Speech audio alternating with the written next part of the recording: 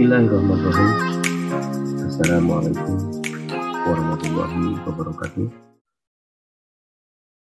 Mahasiswa Fakultas Hukum Universitas Buana Perjuangan Karawang.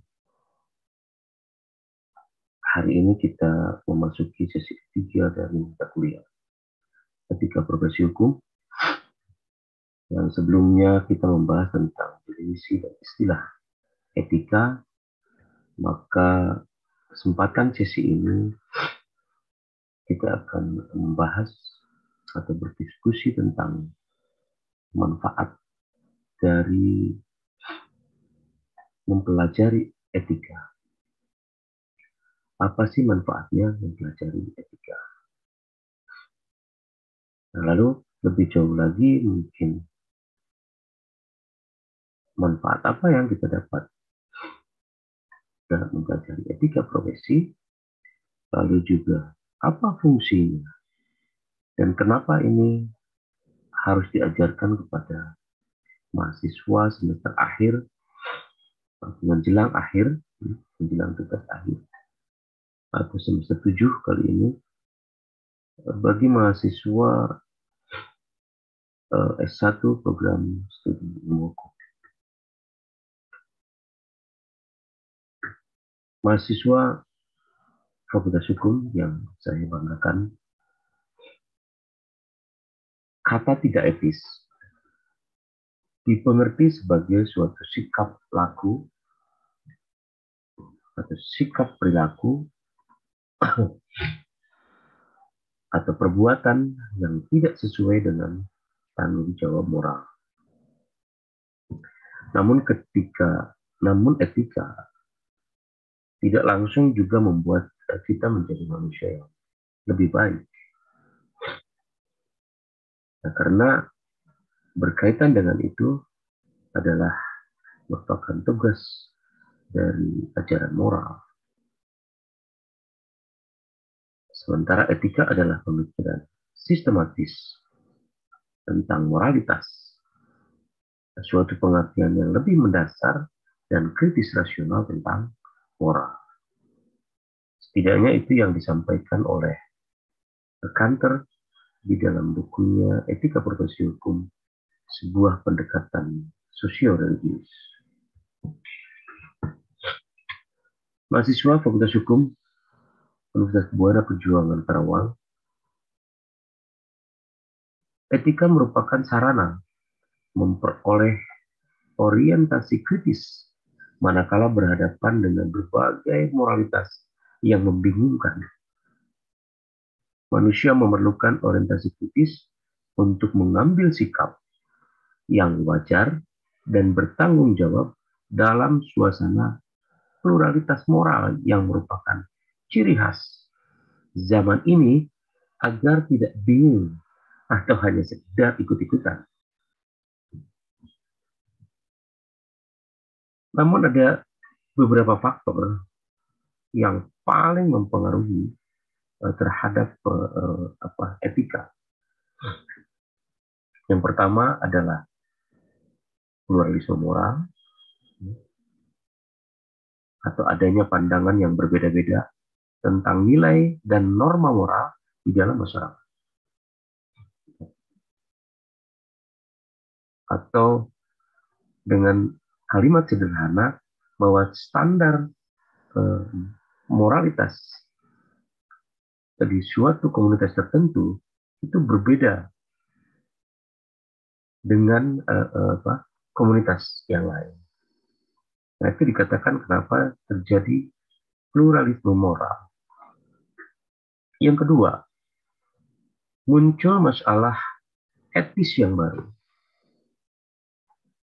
Munculnya masalah etis yang baru itu bisa saja diakibatkan karena perkembangan ilmu pengetahuan dan teknologi, perkembangan peradaban, perkembangan masyarakat itu sendiri, sehingga lambat laun menggeser peradaban, menggeser culture, menggeser kebudayaan dan adat istiadat dalam satu komunitas tertentu. Lalu yang ketiga, masyarakat modern dilanda oleh kepedulian etis yang universal. yang melewati perbatasan suku, ras, agama, dan negara. Jadi, masyarakat modern sekarang yang didukung oleh perkembangan teknologi yang tinggi, sehingga sekat-sekat antar negara, antar wilayah menjadi sangat tipis sekali, menjadi bahkan nyaris tidak terasa. Itu menyebabkan kepedulian etisnya menjadi memiliki standar yang universal. Gitu. Sekali lagi, bahwa ada 3 hal atau 3 faktor yang mempengaruhi. Yang pertama, pluralisme moral. Yang kedua, masalah etis yang baru. Yang ketiga, kepedulian etis yang universal. Etika membantu untuk membedakan antara apa yang hakiki dan apa saja yang boleh berubah. Sehingga dengan demikian, sanggup mengambil sikap yang dapat dipertanggungjawabkan. Gitu. Jadi etika membedakan antara mana yang dapat diubah dan mana yang tidak dapat diubah. Nah, jika terjadi ada standar tentang apa yang dapat diubah dan apa yang tidak dapat diubah, maka kita atau manusia akan sanggup mengambil sikap yang tentu saja dapat dipertanggungjawabkan. Gitu. Mudah-mudahan bisa dipahami kalimat ini oleh Anda. Sekali lagi, bahwa etika membantu membedakan antara yang hakiki atau yang tidak dapat diubah dan apa saja yang dapat atau boleh berubah. Sehingga dengan demikian sanggup mengambil sikap yang dapat dipertanggungjawabkan.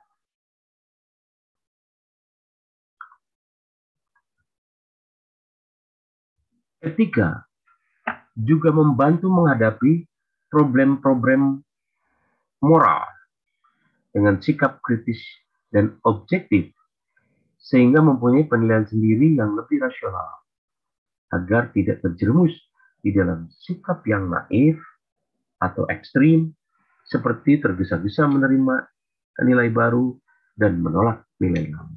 Nah, kita cenderung euforia terhadap hal-hal yang baru, sehingga hal-hal yang lama kita anggap kuno. Gitu. Nah, disinilah letak bahwa etika akan membantu menghadapi problem-problem moral akibat sikap kritis dan objektif. Sehingga kita tidak terjerumus pada hal-hal yang tergesa-gesa menerima nilai baru, lalu meninggalkan atau menolak nilai-nilai lama. Begitu. Etika berupaya menyadarkan manusia akan tanggung jawab sebagai manusia dalam kehidupan bersama secara mondial. Sikap manusia tidak boleh hanya ditentukan oleh pertimbangan untung rugi pada diri sendiri, oleh kebanggaan nasional yang sempit, oleh keperluan untuk pembangunan, atau keinginan untuk memenangkan keinginan kelompok sendiri, oleh dogma atau ideologi, tetapi harus ditentukan oleh martabat manusia sebagai manusia. Etika berupaya menyadarkan manusia akan tanggung jawab sebagai manusia dalam kehidupan bersama secara mondial, maka sikap manusia tidak boleh hanya ditentukan oleh pertimbangan untung rugi, pertimbangan kebanggaan nasional yang sempit, pertimbangan keperluan untuk pembangunan, pertimbangan keinginan untuk memenangkan kelompoknya sendiri, oleh dogma atau ideologi, juga etika mendorong kita untuk dapat menentukan sikap martabat manusia sebagai manusia.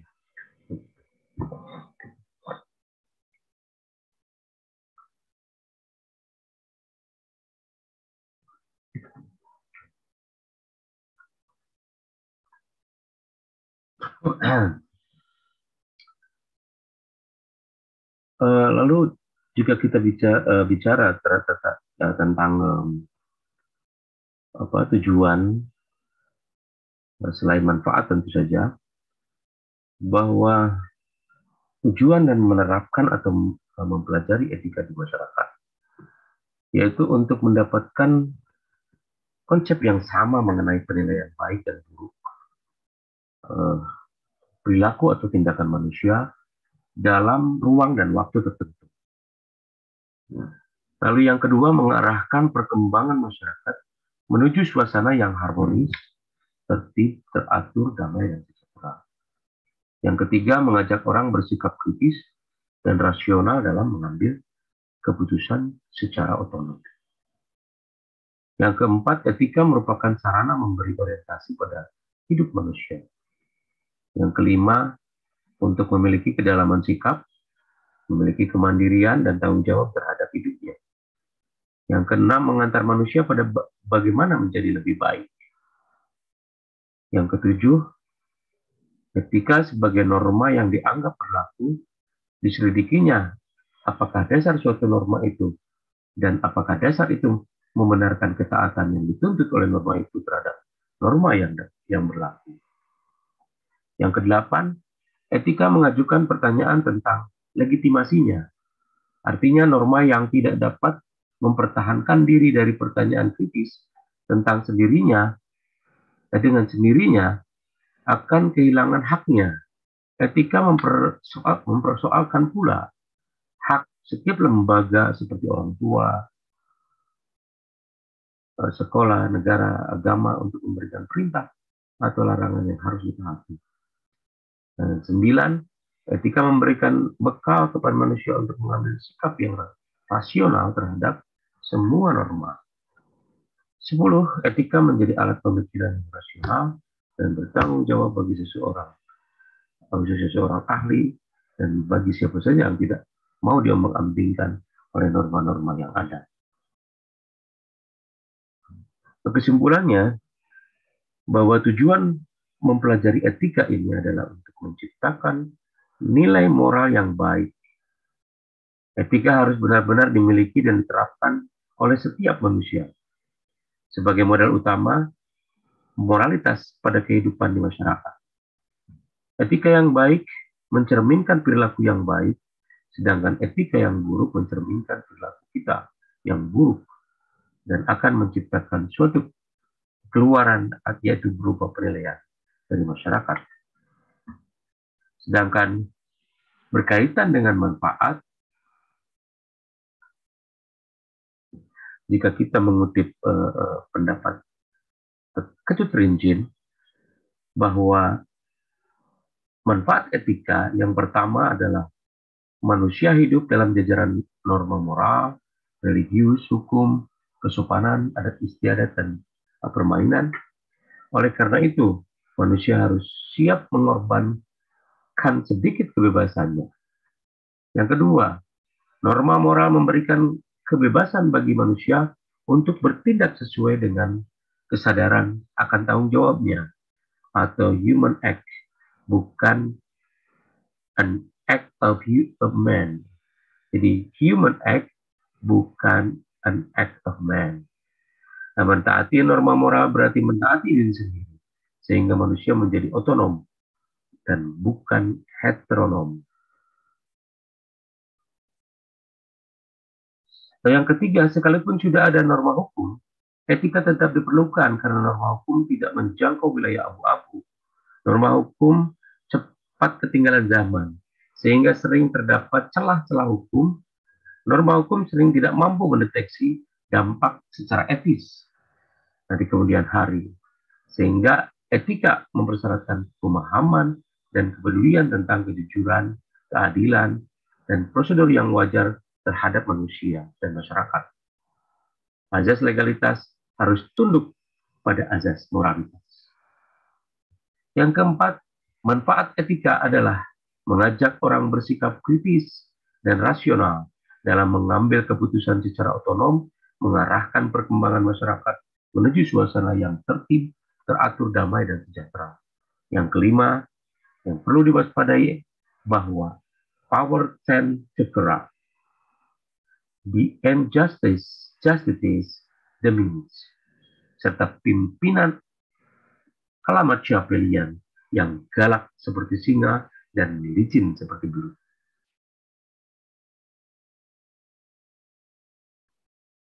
Sekali lagi, yang perlu kita waspadai adalah bahwa power tend to corrupt. Kekuasaan sangat memungkinkan untuk terjadinya korupsi terhadap kekuasaan tersebut. Dan the end justifies the means, serta pimpinan alamat Machiavellian yang galak seperti singa dan licin seperti belut. Jadi, manfaat mempelajari etika adalah menciptakan standar diri yang baik di mata masyarakat, mengetahui tingkat kualitas yang baik, dan dapat membedakan perilaku di masyarakat. Nah, selanjutnya, kita juga akan membahas teori-teori tentang etika. Namun, dalam kesempatan ini saya ingin mengingatkan, apabila tugas menyampaikan presentasi tentang kode etik, Anda sudah kelompok-kelompok Anda sudah siap, Anda bisa segera memberi kabar, baik melalui WA atau melalui media sosial atau di komen di video YouTube saya, sehingga kita boleh memulai presentasi diskusi tentang kode etik profesi hukum, khususnya pada minggu depan, begitu. Baik, mahasiswa Fakultas Hukum yang saya banggakan, sesi kali ini kita akan akhiri.